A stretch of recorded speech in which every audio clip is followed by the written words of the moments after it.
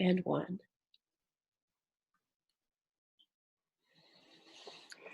Hello, everybody, and welcome to the new Gamemaster Month advice stream. I'm Sean Reynolds of Monty Cook Games. New GMs Month is our month-long series of blog posts, activities, and a community area to take you from cracking open your first RPG core book, whether that's Numenera, Unknown Armies, Trail of Cthulhu, or something else, to running your first session.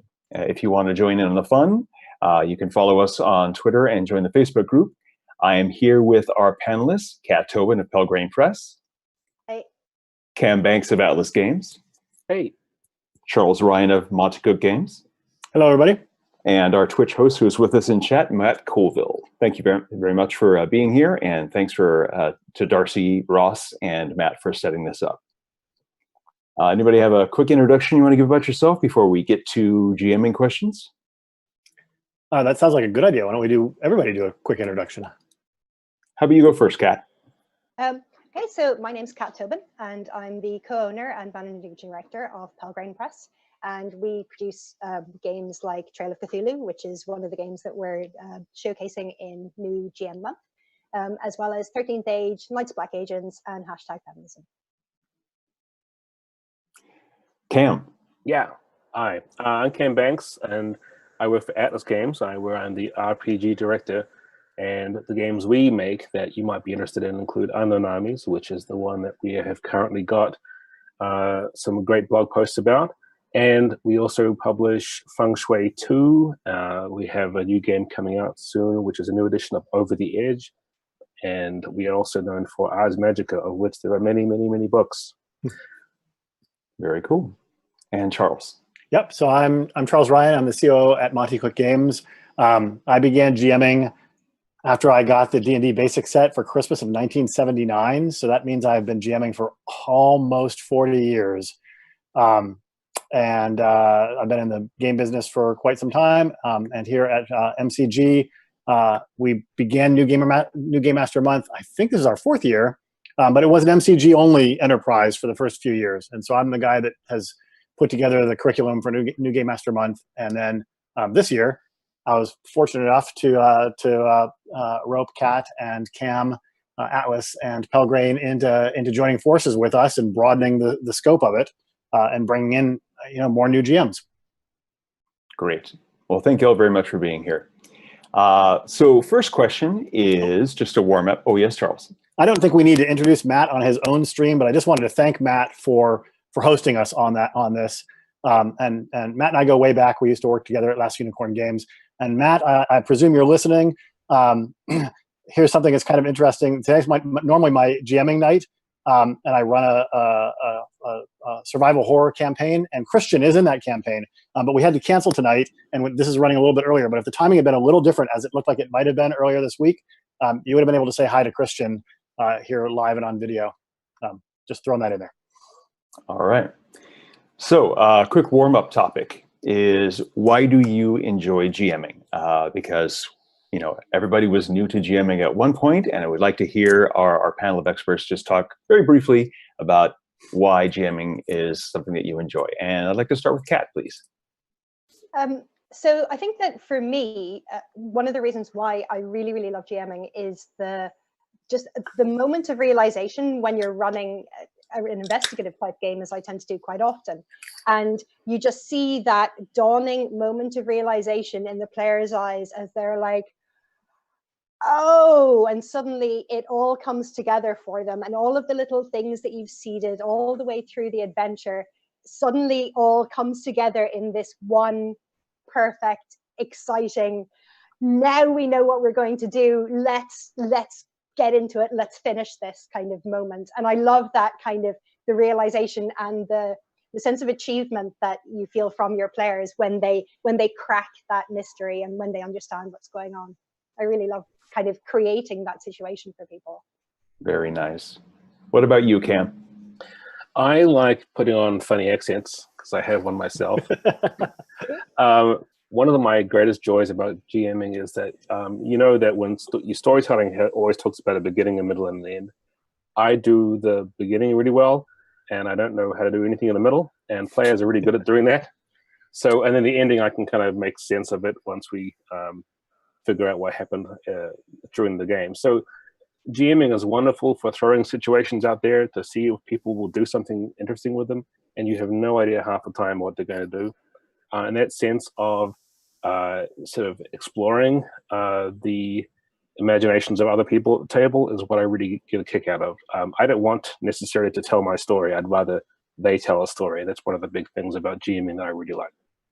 Very cool. And Charles? Well, going last, the other two have stolen the good stuff there. I'm totally with Kat. I've always referred to that as the reveal, that moment where something you set up early in an adventure, or sometimes like months ago in a campaign, and the players have that moment where they're like, oh my God, it's that guy, or oh my God, that's the thing. That is super, super satisfying. And I also completely agree with Cam that bringing a story to the table, and you bring it as the creator as sort of an outline almost, and you don't really know how it's going to play out. And then the players are making decisions that are maybe not what you would have foreseen or what you would have chosen. And then you run with that, and then it kind of curves back around to where you kind of had in mind and stuff. And it's really neat to see it unfold in a way that you couldn't have done if you're a novelist, right? Or I mean, as a novelist, you have sole control over that. As a GM, you get to sort of lay things out and then be a participant. It's like creating and consuming at the same time in terms of what's being created, and that's also a huge amount of fun. I started, like I said, I started in 1979 with the D&D basic set, and my very first purchase was the DMG, the first, like from the hardcover first edition books. The DMG was the first one I purchased. So I guess there was just some urge to get stories out there that I had from the very beginning. That I must be scratching that itch through jamming. All right. So we have another introductory topic, and this time I want to put Cam on the spot first. Oh no. Can you give us a piece of advice or insight that helped you when you were just starting out as a GM? Okay. It was very helpful when I was starting out that the basic set, it was the Frank Mensa Red Box that everyone talks about all the time, had a lot of really good introductory materials included in it, and it sort of had like a solo part that you can play through yourself, and then it had instructions for how to. It was very much set, though. It didn't have a lot of. Initially, you felt that you already had one way of doing it, and when I had friends who already were running games, and I was the third of my circle of three back in I guess the equivalent of middle school, they'd already run games, and I was a player. And so I got to benefit from them trying it out first and then sort of following in their footsteps. But it was really the fact that the materials that I had to use to start with knew that I was starting out and weren't going to be terribly difficult, but also weren't pulling any punches. I don't think that box set really does hide the fact that the game is as complicated as it was at the time. So. What about you, Kat? I mean, obviously Cam started with D&D, but I don't know what game you started with and what you found to be especially useful when you were first becoming a GM. So this is kind of, I guess, not embarrassing, but the very first game I ever ran was Macho Women with Guns. So I've always had a soft spot for the kind of the comedic games. And something that I really wish I had known was that when I first started writing my own adventures, I really worried about the players being cleverer than me. And so I would write up so much backstory. Like for a Macho Women with Guns, it's, comedic one-shot game. And I would write up a ton of backstory. There would be so many NPCs. They all had these really complicated motivations, and they were all trying to achieve different things all at the same time. And I somehow thought that all of that would come through in the game, and it never really did. So I think that my concern that my adventures would come across as being too linear meant that I wrote up too much as a GM. And I think that learning what is foregrounded and what is backgrounded, what will come through in the game and what won't come through in the game, and what you need to do around the game. And also that actually the players need a lot less than you might think. Adventures are always linear in retrospect, and you don't always have to have a big complicated backstory around everything, because actually when you look back at it, they will have only followed one path through. So it's not necessary to write up complicated backstories of multiple pages for every NPC they might encounter. I think that was one of the things I really wish I had known before I started. Or, Those are all you know. good points. Mhm. Charles, anything to add? I would just throw in that last piece, or that piece of classic advice, which is very common in GM advice, where you find GM advice these days, which is to use that improv prompt of yes, but, rather than no, when the players come up with a suggestion, because it totally plays into what Cam was saying earlier about, the players taking things in a different direction. It can be really, really tempting to have a vision and say, when the players say, well, I go over here, or could I go this place, or could I do this thing, to say, oh, no, it's not like that. I've already thought out how this looks, and it looks exactly like this. But instead to be flexible and say, yes, you can go over there, and you find blah, blah, blah. Or yes, but it's not quite what you expect, it's this. And so that flexibility makes the game more engaging and fun for you, certainly more engaging and fun for the players.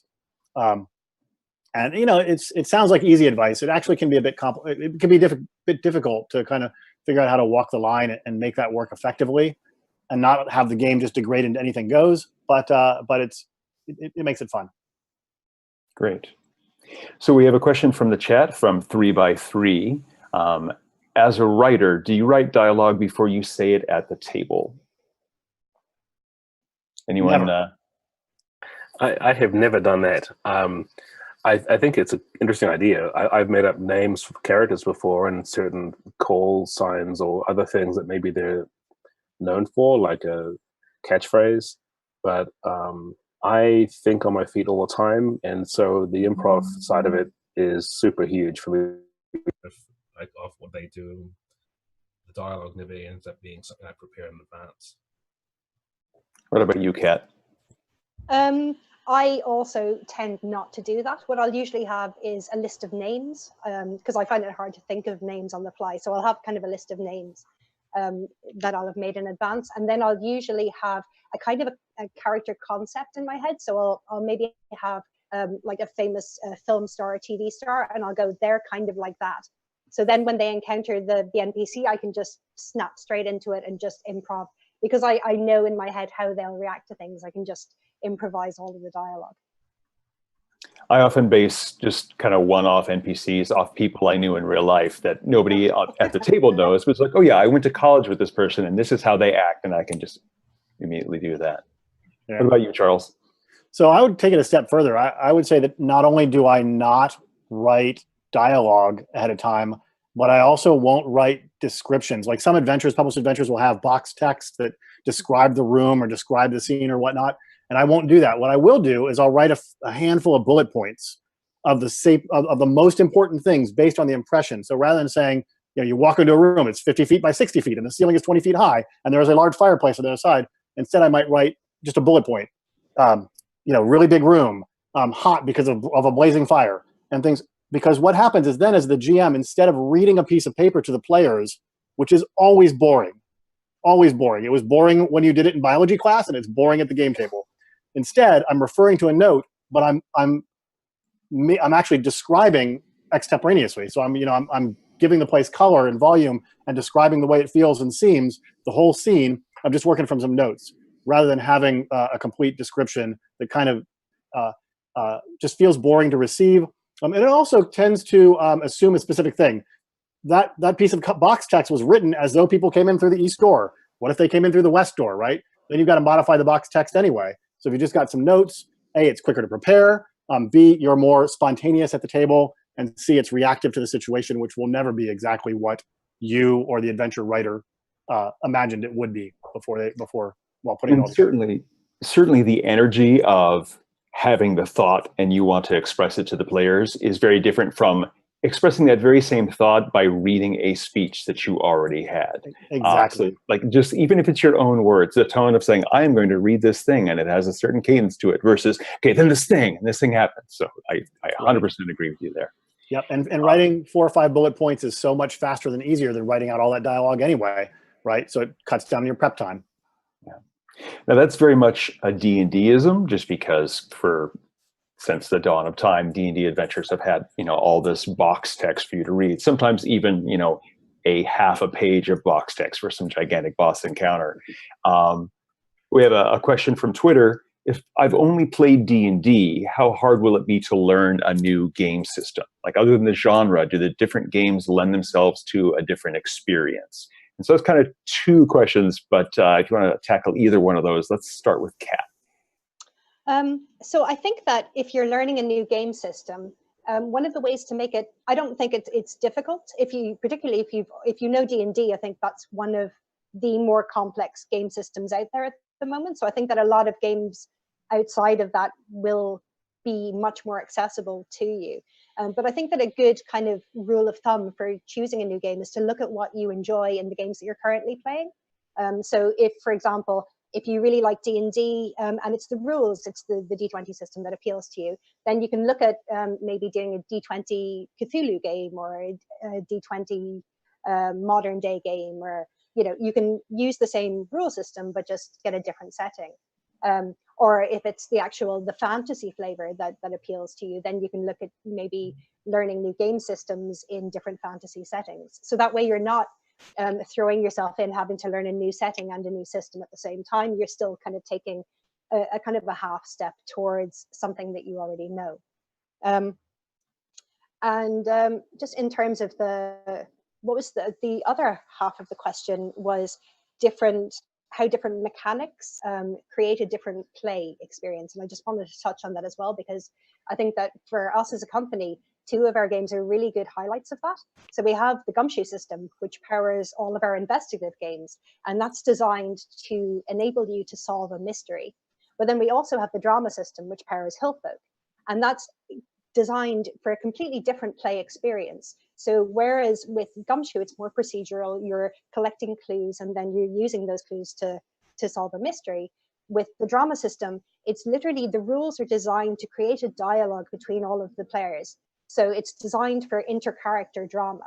So choosing the system and looking at what that system does is really important, because it does definitely generate different play experiences at the table. Cool. Charles, Cam, anything to add? I would certainly add that by and large, most of the key skills are completely transferable between games. Obviously, it can vary a little bit, but Kat talked about when she first GM'd, she was worried about the players being more clever than her, knowing more about the material than her, and she wanted to get ahead of that by really delving into the details. And I think that's a really common fear of new GMs. They're worried about the rule system. They also worry about if they're using a published setting like Numenera, that somebody at the table knows more about that setting and that they'll get something wrong, and that's a worry. But honestly, I think that I'd put that worry out of your head, right? First of all, most players I think are very forgiving and willing to be helpful, particularly when you're talking about a game system. And then secondly, the game is your own, rules-wise and setting-wise, as a GM, to do what you want with it. So I think that if you are an experienced D&D DM and you're thinking about GMing in other game systems, 90% of what you know will be completely transferable, and the other 10%, don't fret it. Don't be afraid because of that. It'll be easy to bring it on board. I would say that there are some games, and actually quite a lot of games, where the basic mechanic of the system and things like how to make characters and just the basics of combat seem to be pretty easy to pick up. It's sort of the various other expanded versions of those within the game that might take a little time to get used to. And you can do those things one session at a time. If you want to introduce vehicle combat, do that a different session from the one when you make characters or the one where you start using combat for the first time. I really do think that the system that you use does inform and change a lot of the experience. Like Feng Shui 2 is supposed to be a very high action Hong Kong cinema game, whereas Unknown Armies isn't anything like that. But I agree what you said, Charles, too, that the fact that once you've played one game, you can kind of get an idea of how that sort of dynamic at the table is supposed to work. I'm the one who sits here, rolls some dice, I've got some notes, you have your characters, and there are some games that mess with that kind of dynamic a bit, but not a lot of them. And you aren't going to go too far wrong if you continue to have the same kind of group feel that you had with each game you play. And that's at least reassuring. If Joe over there is going to play kind of a sneaky rogue character, he's always going to play a sneaky rogue character no matter which game you play. And, Mary decides that she always wants to have 7 ring binders full of backstory, and she'll do that no matter what. That kind of thing where your actual table, the people who are playing with, will be the same from game to game is really kind of neat. So I like that you can at least count on some things as a social side of the game to stay the way they are. Cool. We have a question from John Matt 3000. So what is the thing that you think most often keeps people from GMing? What would you say to get them off the fence about that hesitation? And I'd like to start with Charles this time. I think it's kind of what I just said a couple minutes ago. I think a lot of people that are interested in it, they think that there's some secret sauce that they don't have, or that they're insecure that you know, somebody else will know it better or do it better, and that they will look bad. And I would just say there isn't a secret sauce. It's just doing it, and having fun. There's not some special skill out there or talent that you lack that other people have. Do it, and your players will love it. And if they don't, great, then do something else. But it's not as hard as you think it is. It's not as scary as you think it is. And you don't have to have some special skills that you don't have currently. Yeah, that's it. Kat? I think I definitely agree with Charles. I think that kind of fear of getting it wrong and fear of not knowing the system, or that somebody else will know the system better than you, is a really big issue for people. And I think as well, it's interesting with the rise of role-playing games on things like Twitch and YouTube, where now I think a lot of people are watching more experienced GMs run games, and so there's an expectation that their game should be like that. Whereas, you know, there's no kind of realization or understanding that these people like Matt and like Charles have been running games for a long time and a lot of years. And when you run your first game, it's not going to look the way you've seen it on the internet. You know, it's going to be a little bit rougher, and that's okay. You know, it's, as Charles said, your players will be very, very forgiving, and you know, it's just, you just need to get over that fear that you're not going to do it as well as other people. Yeah. Everyone is you know, rusty the first time. Well, it's like Jake from Adventure Time says, you know, sucking at something is the first step to becoming awesome at something. And if you That's true. Yeah. If you don't take that first step as a GM and make those mistakes, like I'm going to throw out, when I was in high school, I ran a D&D game for my friends, and it went off the rails, and sometimes it got boring, and I, you know, wasn't very creative with naming characters. A lot of character NPCs ended up getting named for different types of candy, and people just jokingly called my campaign Candyland. And then did that for a few months and said, okay, now that I've learned some things not to do, now we can start over and have a more like different experience that isn't involving, you know, the arch wizard Skittle being, you know, sending you out on missions for things. Darcy, who's running things behind the scenes here for us tonight, wrote an article that was posted on the MCG website just a few days ago, and she talked about how in her first GMing experience, you know, she thought it was horrible, but all of her friends loved it, right? And I've also seen that happen when people have played, they've been like, oh God, what a disaster. And I'm like, what? I didn't think that was a disaster. I had a great time. And then it turns out all the other players did too. Yeah. The first time... Sorry, go ahead, Cam. I was going to say the first time that I ran a game with any kind of sense of confidence, I accidentally ended up killing all the player characters off, and I felt terrible. And these days, people talk about the TPK, or total party kill, and making it sort of a pride of place or something, but I felt absolutely awful. And it wasn't until I talked about this with the players afterwards, they said, oh, that's fine. That's no big deal. We'll make better characters next time. I said, no, I'll make a better adventure next time. And so we had this kind of agreement that maybe we'll just try over. But it's interesting how that's the fear that I had, was like, what if I don't do this in a way that the players will die, and that will be a failure, and that's my fault. And I think a lot of these things that we're talking about are the same kind of things you experience in any social group when trying something different for the first time, whether you're put in a sense of some sort of responsibility or some sort of, you know, ownership over the process. Everyone looks to you and they kind of say, well, okay, so you'll move now, Cam. And I'm like, oh. And I think it's, once you've done it a few times with any kind of group setting, you'll get the hang of it too. And gaming is the same thing. That's a great point. Yeah, a lot of it is getting to kind of understand how your particular group's dynamic is, and if you're lucky, then you're gaming with your friends, and you kind of know everybody's personalities. And this person plays a sneaky character, and this person plays the person with all the backstory, and so you can find different bits that appeal to different players, which is really cool. Some of it is trying to understand how to properly pace the story. Like when things are going too fast, you want to settle it down. When things are going a little slow, you want to speed it up. What sort of GMing advice do you have about managing time and handling the improv aspect, which, because you have on one end, you have improv, and then you have like planning everything out, and you want to find a nice middle ground for your campaign and for your players. So Cam, what do you think about some advice for handling pacing? I always have looked at games as kind of a cinematic thing, and by that I mean I think of it in terms of a thing that I would watch as a movie or a TV show, in terms of cutting scenes between each other. I don't always feel you have to end a scene and finish it with everyone having done everything they need to do or want to do. You can say, okay, well, now that this thing's happened, we'll cut to 6 hours later when this is going on. And I feel in some sense that one of the major tools that a game master has on their hand is being able to control when scenes start and finish and who's in them. And that has been a common thing for me, is at least in trying to explain game mastering and games I've worked on, is you get to put people where they are, and you get to sort of set it up. You can start it halfway through the middle of a fight if you want to start things in medias res, as they call it. What were you doing 5 minutes ago? To one of the players, and they go, I don't know, how did we get there? You tell me, how'd you get here?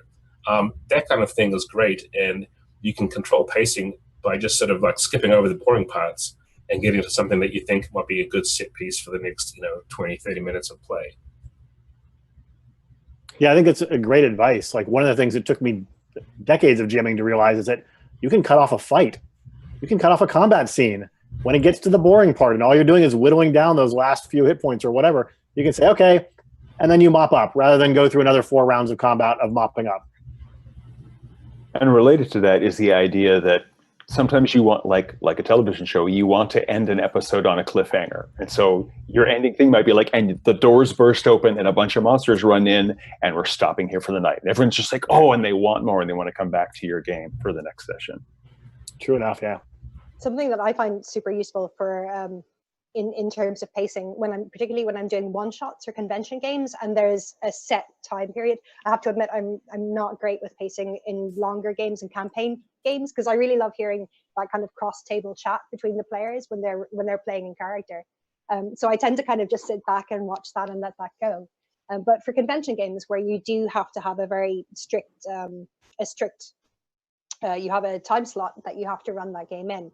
Something that I find super useful is what we call a scene flow diagram. So Trail of Cthulhu is broken, a published Trail of Cthulhu adventure is broken down into scenes, and you have what's called a scene flow diagram that shows you how each of the scenes connects into the other ones, but it also tells you what scenes lead into which scenes, and what scenes lead out of what scenes, and which scenes are what we call core scenes. So you know that if you're running short on time, you can just bypass some of what we call alternate scenes, which are ones that just provide information in a different way, and just run straight through. You can tell at any point in the adventure how far away you are from the end. And I find that really helps me in terms of like diverting people into alternate scenes if I'm running short on time. So if I'm looking like I'm going to finish too early, I'll make sure that we head up some of those extra alternate scenes. Whereas if we're running short on time, I'll just carve a line straight down the middle through all the core scenes, picking them all up on the way. And I find having that visualization of where you are in the adventure, it has been really, really helpful for me. One thing in 3rd edition D&D, we talked a bit about how a dungeon is really easy to be a game master for, because a dungeon is basically a flow chart for an adventure. You can go straight, you can go left, you can go right. But if you can abstract that to any sort of campaign narrative or adventure, you have the same sort of setup. Like, oh, the players could go here, they could go there. If they go here, then they have A and B choices. There are places for them to cross back and forth. And again, like you said, if you're running out of time, sometimes you can just skip past something that isn't really super relevant. But you can still save that information for later. Like, this is a neat encounter that isn't directly related to the current plot point. I'm going to save that for the next game. And so they're going to meet this weird little merchant next time. It's all about saving stuff and not letting it go to waste. It's also like worth knowing what your players enjoy, because I've had campaigns, this is speaking as a player actually rather than a GM, but I've had campaigns where, we got to the end of a really big sequence of adventures, and the next thing was the big bad, set piece battle, and we all showed up for the session that evening and ended up spending 4 hours just planning for it, right? Mm-hmm. But everybody had a really good time. And so if that's what the gamers like, as a GM, I don't think the GM did anything that evening, right? But except maybe answer a few questions. As a GM, if that's what your players are enjoying, let them run with it. But if it's bogging things down, then it's incumbent on you to try and, whether that's the Raymond Chandler, a guy crashes through the door with a gun and you just sort of make something action happening, or you literally just cut the players off and say, hey guys, you're out of time, or whatever. You have the ability to control pace, but outside of the convention setting, like Kat was talking about, if you're not constrained for time, let the players have that cross-table in-character chat if that's what they're enjoying, and particularly if that's what all of them are enjoying. If some of the people are bored, you want to get it moving. But yeah, let them do what they want. That's a great point. We also a similar question. Someone wanted basic advice for table and player management, where you talk to your players about their expectations for the campaign. A lot of times, a GM will come up with an idea for a campaign and say, "This is the campaign I want to run," without thinking, but the players may not want to play that sort of campaign. And so if you have a very combat-heavy, gritty sort of game and people want something that's a bit more lighthearted, you want to negotiate with them and find something in the middle that can kind of serve so that everybody has fun. What do you do as a GM, and again, filtered through the lens of a new GM, to engage with your players to help get them on board with a shared campaign that everybody's going to enjoy? And let's go with Kat again. I think that really sitting down with your players before you even start the game and just having a conversation between all of you about what it is you're looking for from that game is the most important thing that you can do. And then I think choosing the game that you're going to play based on everyone's expectations is I think that's a really useful way of making sure that everyone's on the same page. And there are other safety tools that you can use as well if to manage people's expectations during the game. You can maybe agree that a particular set of, if you're playing maybe a horror game or something, and it might end up getting a bit close to home, and you're concerned that people might have problems with that, you can get people to write up a list in advance of topics that they don't want to see come up in the game. And then as the GM, you can control what is coming through in that. So you can moderate basically what the play experience is like based on the players' input. But I think having the players' input is the key thing, really, to do that, and knowing what it is they're looking for from that experience is the most important way of doing it. Charles?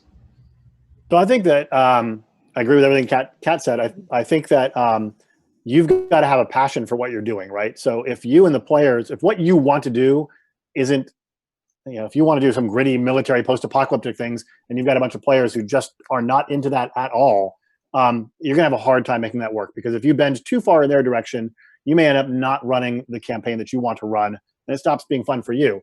And everybody's got to have fun at the table, and that includes you, because if you don't have fun, you won't bring the passion and the energy to it and make it as much fun for them. And sooner or later, you'll burn out. And you just won't want to run it. So I think it is super important that you do something that you really, really enjoy. It's super important that you understand what your players are going to be able to get out of the game or wanted to get out of the game, so that you can shape it, as Kat was saying. What I would do is I would also engage with the players and their characters. And you might not be able to do this before the game gets started. Maybe it's something that happens after the first session or a few times after the first handful of sessions.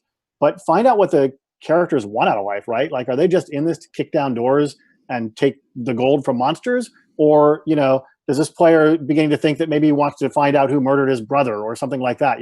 These sort of elements give you something to bake into the campaign that they will then be after, right? So if that player has made something up about their brother got killed by something mysterious and they want to track that down, then you can start weaving that into your ideas for where the adventures are going to go, and that will really hook the players in, even if you're running in a setting that wasn't their first choice. So Cam, I have a different question for you because your company publishes Ars Magica, and one of the features of that is kind of a troop style GMing where like the role of the game master changes, not necessarily from session to session, but sometimes you have a different GM for the same group. And I was thinking that talking about that briefly might be a good way to help a new GM transition to the GM role. If you were literally like taking the same group of characters that you normally play with, and Chris says, my character is going to go off on vacation for a month and I'm going to be the GM, and the regular GM is going to roll up a character and join you, and we're going to adventure together, that might be a good way to kind of get that sense of, we know what these characters want to do, we know about the world. This doesn't have to have a really big, gigantic impact on the world story, but it's still familiar enough to everybody that I can kind of take a training wheels approach to GMing. Yeah, I see that a little bit like how sometimes you'll have miniseries in comic books where some other writer and artist has done a short bit of some of the characters who are from the main comic series, and they've gone off and they've done sort of a 4-issue thing, which is just a different story. It's the same world. The characters may be the same. The same thing applies in this case. I think if you're all familiar enough with the setting, especially if it's a published one that everyone knows, or something like, 13th century Europe with magic, like Mythic Europe is for Ars Magica, that the important part about that is just knowing that you're not going to wreck something if you take control of it for a little while. You don't feel like, if I do this, is it going to make the whole world blow up? It's good to start off really small with that, and one way that kind of ends up being successful is if you have an idea, well, what if we go on a voyage to, Athens for my story, and then we'll come back, in 2 years, and then we'll see what has happened. And that's cool because, that's something you can sort of research yourself. You might decide, I want to do a story in Athens, which is, what's 13th century Greece like? I'll look it up. I'll do some looking, maybe there's a source book or something. But then the main GM who's normally doing it, or the other GMs who maybe have been using it before, they don't feel as if you're sort of stepping on top of their stuff, or you don't feel that you're stepping on theirs. Maybe they don't care. The troop style play is fun. In Ars Magica, everyone has a magi or a magi, a magus. The Latin often goes back and forth with me. But everyone's got this powerful wizard, right? And that's their main character. But they also have like a companion character who is someone they play when someone else is playing their wizard. Normally, all the wizards don't go off and do things by themselves as a group. Normally, one of them or two of them will go off, and then everyone else plays their companion character, who's like a knight or a artisan or a merchant or someone else who's crazy enough to go off with a wizard for an adventure. And these characters are secondary characters, but they're just as fun to play. And then one person who's the story guide or the GM of this session doesn't play their character at all, obviously, because they're playing all the incidental NPCs and so on. And that setup is interesting because, like I was saying, you could have all these different locations around the world that you tend to take a story, but when they all come back to the Covenant, which is where they all kind of hang out and do their lab work, and you've already got a character made for you that you can come back to. You've already got characters that you can feel like, it's okay if I don't play him because he's off in his lab doing some work, and I'll come back. When I'm done being the GM, I'm going to have all this rituals that I've developed in the downtime. And that kind of thing is set up well for that kind of play too. And I think it's easy to take that into other games as well. Cool. So, Kat, earlier you were talking about how you developed all this backstory for your Macho Women with Guns game, and how like the adventure tends to become a railroad, just in retrospect, because you had one path that you chose. We have some new GMs in the audience, and they're not familiar with the terms of a sandbox campaign versus a railroad campaign.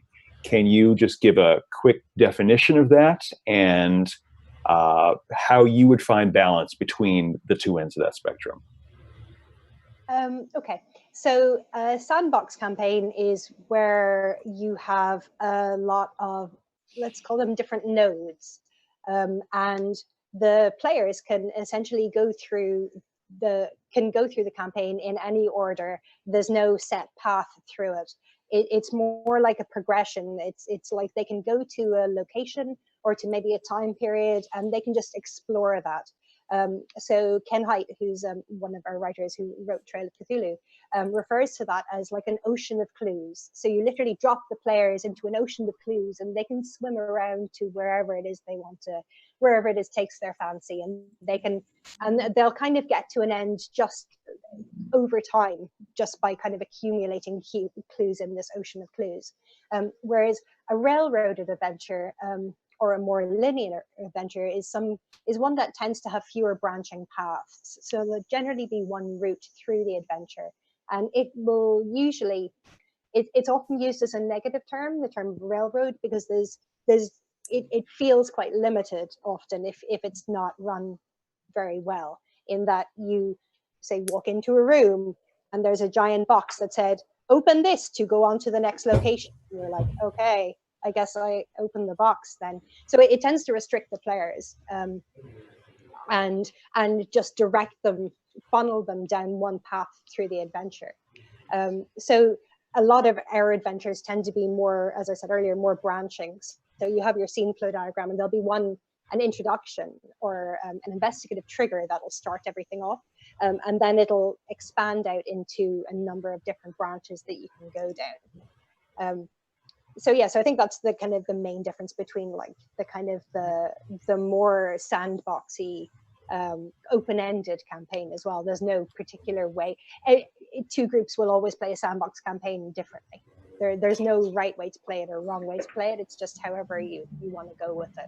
Whereas a more railroaded or linear adventure, pretty much every group will go and meet Mary, and Mary will give them the weird book, and then they'll take the weird book to the library, and then the librarian will say, oh, well, that's, the old church down there, and then they'll go to the old church, and then they'll, the priest will say, well, you got to dig up a grave, and then they'll dig up the grave, and then there'll be a ghoul, and then they'll kill the ghoul, and that's it.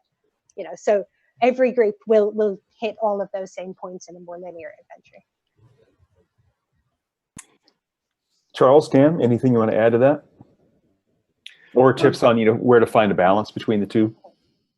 Yeah, I would say that I would just add that by and large, people usually use the term railroading as disparaging because it's often associated with a GM who can only envision the adventure occurring a certain way and then kind of won't let the players diverge from the path that they have in mind.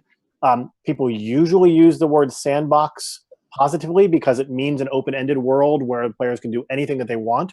But I think balance is super, super important because it's also possible for players to get to sort of swim and have no idea what they can do next to advance the story. And I've played as a player in a couple of campaigns where the players just became very frustrated because after the third 4-hour game session on a Friday night where we hadn't advanced the story at all because we just hadn't chosen to go to places that had useful information to advancing the story, it was a very frustrating experience. So despite those sort of connotations, I think that both sort of versions are bad. You can think of sandboxing as like if you played a campaign that was a mega dungeon, right? Where like the whole map of the dungeon has been made and every single room has been filled with an encounter and the players can go to whatever order they want. But even that's a bit of a lie though, right? Because the person who designed that dungeon probably put the staircase down to level 2 way at the back of level 1 so that you will probably have to have explored all of level 1 or much of level 1 before you can get to level 2, right? So right there, that's a railroady element to even sandbox adventure design. So I would just say that as a GM, you want to look at your adventures, no matter whether it's a published adventure or one that you made up, in the sense of like you kind of have an idea, a vague outline, and probably it's vaguer the further away you are from the events of it. And then you're willing to follow that outline. You're also willing to let the players kind of guide how it unfolds. And then later on, you can, if there's some super important scene that has to happen, if they've really got to talk to that priest to find out about where to dig up that grave, typically you'll find some way to bring that back into it, right? If they never go to the church, maybe the priest is down at the pub having a pint when the players walk in there and they can have the conversation there. But you can adjust and bring those narrative elements in it without it being railroady. I will say that, like for Unknown Armies, for years in previous editions, one of the things that people used to ask us was, we've made characters, we know all these different kinds of strange occult groups that belong to the setting and everything else, but what do? We don't know what we do. What's the first adventure? And sometimes we'll publish the adventures and you'll say, well, that's a one-shot, now what? So for 3rd edition, something that I really liked about what Greg Stolze did, the designer, is that he introduced this idea of objectives. And it's kind of a middle between the two things. The players as a group come together and they've got this, they've made their characters together, they collaborated how to make them, they've also contributed to making the setting. If you want a specific kind of location in the setting that you want, like if it's going to be a strip mall, that's your main setting. Well, is it going to be a nails shop that, where the people do, go in there and get your manicures and so on? Is there going to be like a rent-a-video place that's still there, even though it should have been closed years ago? The players make these locations, and that gives you kind of, your sandbox in a way. You've got the different places, and someone says, well, there has to be a library. Well, there has to be this. Now that you have that stuff, you've got the sandbox, but you want to know, well, where do we go next? And as the GM, you shouldn't, I don't think, within Anami, sort of say, well, now that you've made your characters and everything is cool, I've got my story, you will play that no matter what, So instead of that, while the collaboration has been going on, you've been sort of giving suggestions. Well, maybe there is a university that's got a professor who's a drunk. And then they say, that sounds cool. We'll go with the professor who's a drunk. You're like, great, I've got the professor who's a drunk window. But the objective is the important part of this. It's like, what do you as a group want to achieve in the game? Do you want to unseat this local political character who is, you all hate? Do you want to sort of solve some strange occult mystery that no one's ever been able to solve? Do you all want to grab mystical power and ascend to the stratosphere?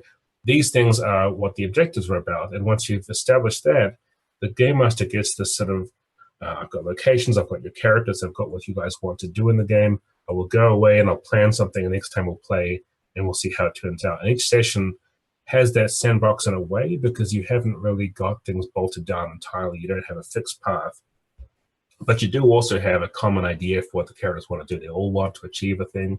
They've all got their own goals personally and also as a group. And that's really, really useful, especially in a modern day game. I think it's less important for fantasy because it tends to go more D&D style. But with a game like this, with so many things you could do and so many characters, it's great to have the players sort of decide, well, we want this game to be about this.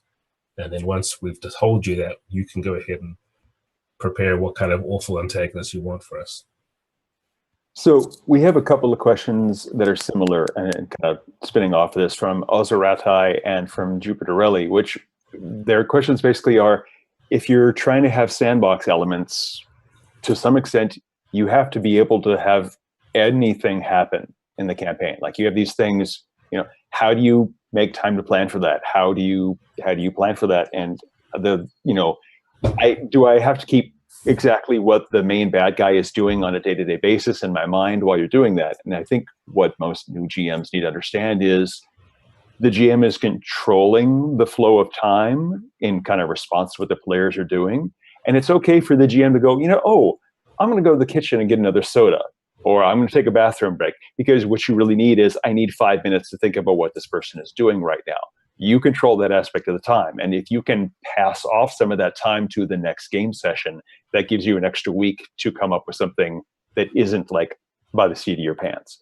But you have so much information in your head from movies and TVs and plays and things like that, that you can just pick up some plot element from, like, if your players stumble into something that you didn't expect them to, there could be something based on some weird little Outer Limits episode. You're like, oh, this would be a little one-off within the regular campaign. They say Joseph Campbell has the idea of the hero's journey, where the hero goes on a journey and learns more about himself and acquires a mentor and overcomes some obstacle and then comes home again. And it's just another way of saying that all stories kind of tend to have this particular pattern. And it's often hero goes on a journey or a stranger comes to town. And both of those basically are the same story from a different perspective. And if you just kind of flip an existing story and put it in a different genre, you can really come up with something unique and different that players aren't expecting. Just as an example, I know I'm the moderator, I'm talking too much, but my brother-in-law, J.D. Weicker, ran a Feng Shui game. One second.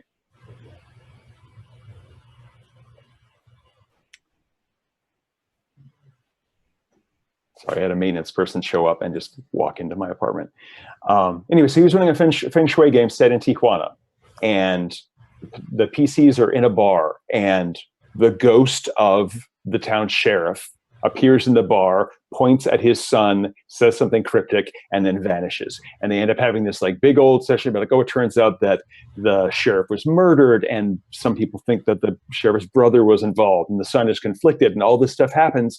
And they run through this entire campaign that was just kind of a one-off idea. They finish the campaign, and JD says, and that is the story of Hamlet. So feel free to grab stories from anywhere and cram them into your game, even if it's just, file off the serial number so it's not obvious that this is Captain Kirk analog and this is the Spock analog. Just put it into your game, roll with it. These are your friends, you're going to have fun. It's an enjoyable shared experience. We have 10 minutes left. I want to wrap up really quick and maybe get one or two quick questions in here. Here's a good one. What do you, I'm going to take the positive aspect. What do you love the most about your favorite RPG? And why does that make you excited to GM that game? And let's go with Kat first. I think that, so the game that I tend to run the most often when I run games at the moment, the game that I tend to run the most often is Hillfolk. And I usually play in one of the so Hillfolk, the standard setting is you're playing 10th century hill tribes in the Levant. And I tend to run in one of the alternate settings. There's about 60 of them across the core book and the supplement.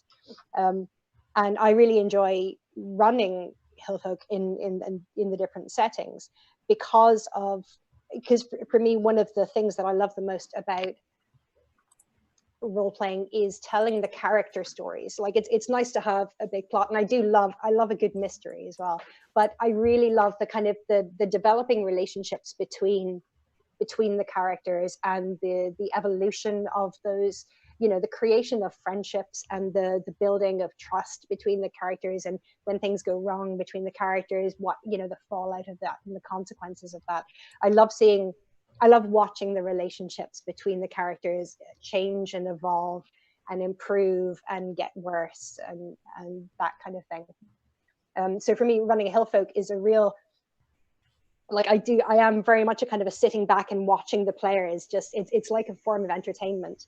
I think Charles touched on it earlier when he said, like, as a GM, you're also a consumer of this kind of shared collaborative storytelling. And with the drama system in particular, the players put a lot of their own ideas and their own material into it, which is something that I really love. So that's it tends to be my default game to run now, because you never know how a drama system game is gonna end up. You just don't know where it's gonna go when you start it. You throw a ball into the players and they just pass it around themselves, and it's just gorgeous to watch. Cool. Cam. My favorite RPG of all time is King Arthur Pendragon, Greg Stafford's game about Arthur's knights and everybody who's associated with them. I think that what I like most about this is that the game is played out over generations. It begins in the time of Uther, before Arthur is even born, and it ends when he and Mordred are facing each other at the Battle of Camlann, and you play sometimes the grandson or granddaughter of your original knight at the end of this campaign. And it is a long campaign. I mean, the book, it's called The Great Pendragon Campaign, where he's sort of laid out the entire story, is huge. And I have never actually done the entire thing. And what tends to happen is I start the game out in the kind of, quote, post-Romanized Britain's Uther period, when everyone is still recovering from the fact that, Rome has left England and Britain, and all the tribes are sort of warring with each other. There's no high king or anything. But I love that period, and I love the game because you have these almost nobody knights who get given manors and estates, and they have to take care of their estate while also going off on adventures for whoever is sort of currently vying to be their lord. You've got to follow the sort of the rules of chivalry before they're even invented, which is a real annoying thing to have happen. You have to keep your character alive and then start a family so that you have a character to play when your character dies and gets old. And I really just love that sort of cross between the generational play and the fact that each adventure is a year, and then you go into winter and you do your advancement, and you have another year of other stuff. The kind of combining generational play with also this sort of sense that you have control over one little part of this world, and that's about all you can manage. But if you do really well with that, you'll get the benefits down the road. And sometimes those kind of rewards take years to develop. You'll be building a bridge, for example, and then one day Arthur, when he's 22, will show up and, oh, there's a bridge there. I can cross the bridge. This is great. You get 1,000 points of glory for having this, and glory is the way you track, your character experience. And so because Arthur wrote over your bridge and then chose that over every other one, your character gets this benefit. But that could have been a bridge that you built, 10 years prior to this and had no idea that it was going to be important ever. So that sort of unfolding play, that sort of long-term but short-term sort of balance is one of my favorite things about it. And Charles, your favorite game to GM and what makes that exciting for you to GM? Yeah, I'm going to sound like I'm pandering here, so I apologize in advance. But I swear to God, this is an honest answer. It's just not a coincidence that I'm in this chat with the people that I'm in this chat with. So I ran Ars Magica for several campaigns for many years. I love that game. I also some of my biggest, longest running campaigns were D20. Sean, you and I, of course, overlapped at WotC working on that. I was later the brand manager for 3.5. And one of my campaigns that I ran for a very long time when I was living in England was a crossover where I used the core of the D20 rules and grafted, but ran an Ars Magica campaign. And I loved that campaign. That was fantastic. I think when asking why I enjoyed those games, I think for Ars Magica, it's basically the setting and the historicity of it rather than the rule system that drew me to it. As a D20, I loved the toolbox that it gave me to do all kinds of interesting things with the rules. Although it did mean investing a lot of work in that, meddling with the rules and with stat blocks and things like that as a GM I could also spend on other things if I so chose. I've never run Trail of Cthulhu, but I did play in a very long campaign run by Jeff Tidball that was absolutely fantastic. It was the best Cthulhu based game experience I've ever had. I currently run Cypher System, which is Monte Cook Games core game system. I have run some Numenera. I ran a Strange campaign. I've run a couple of Cypher System science fiction campaigns that I've really, really dug. And as for why I like that, that's the easiest one to answer. As a GM, it's a game that gives me really a nice, very, very elegant set of tools for running the game that do not impinge at all on my prep time or on where my attention is at the game table. I spend all my prep time thinking about how cool the adventure is going to be and all of the neat characters and places and situations that I'm going to present to my players as the game unfolds. And at the game table, I'm not arbitrating rules. I'm, again, thinking through about what is the most interesting thing to happen here. How can I make this scenario, this encounter, really, really fun and exciting and cool in a narrative sense? And the mechanics just take care of themselves from that. So I love that from game system. I love that system. Great. All right, I'm going to take one last question, and this one is for Kat. I think it's appropriate for Kat. This is from Rick of Ukadoo. A player in their group who wants to become a GM, and they want to support her, offer advice, and help wherever she wants, but they don't want to overwhelm her. Is there anything that you can suggest that would keep her from being thrown into the deep end as a GM? Okay. I think it's really great that they're keen to support her. I think having a supportive group around you is one of the most important things for a new GM. Having people that you know and that you trust. So I think that's going to be really helpful for her when she comes to run her first game.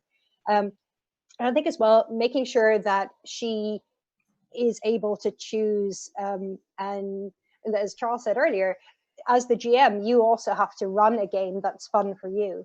And so I think making sure that she chooses a game that will be fun for her to run, and maybe the players might need to make some compromises initially just to kind of give her the opportunity to run something that she's comfortable with at the start. But I think that would be another really useful thing that they could do to help her, is to effectively allow her to choose the system and the setting and the kind of tone of the game.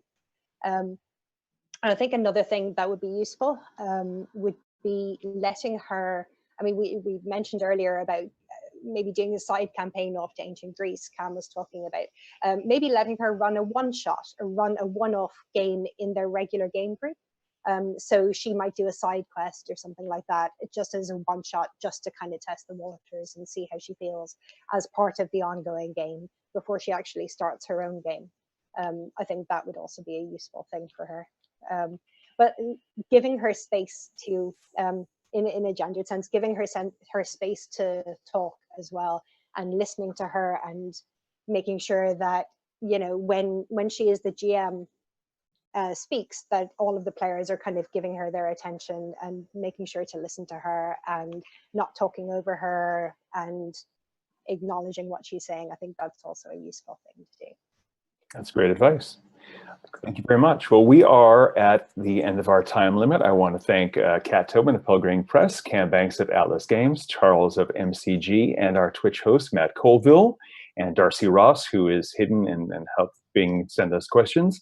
Sorry if we didn't get a chance to answer your question, but we have a Facebook group, and there's the new GameMasterMonth.com website where you can also talk to other experienced GMs and other newbies like yourself. So if you have any questions, please go there. One thing we also want to plug right now is that this year is the year that Monty Cook turns 50 and is hitting his 30th year in the game industry. So we're doing a really cool thing called 50-30.